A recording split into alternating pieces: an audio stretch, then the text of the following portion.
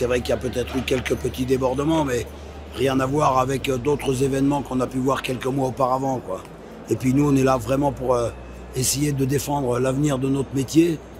On ne défend pas que pour nous, on le défend aussi pour l'ensemble de la nation, parce que l'agriculture, c'est la colonne vertébrale. C'est la colonne vertébrale du pays, donc c'est vraiment un sujet plus qu'important. Et c'est vrai que parfois, dans des moments d'énervement, on peut avoir quelques débordements, j'en conviens. Les premiers problèmes, c'est la concurrence déloyale dont on est victime, à commencer par nos propres pays voisins européens, sans compter après là, une concurrence encore plus sauvage par rapport à tous les pays qui sont cités dans les nouvelles,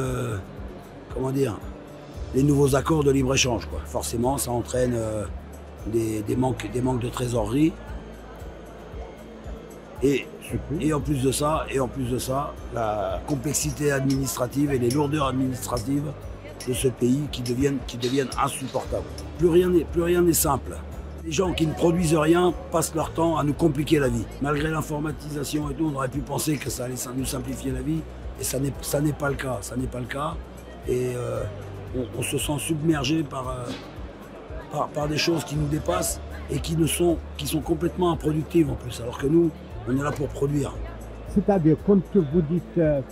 Donne-moi un exemple. Parce que mais quoi comme exemple? Oui. Je sais pas, mais ne serait-ce que quand il faut remplir un dossier. Un petit peu de ça. Quand il faut remplir un dossier ou sur n'importe quel sujet que ce soit, enfin, tout est compliqué, tout est lourd.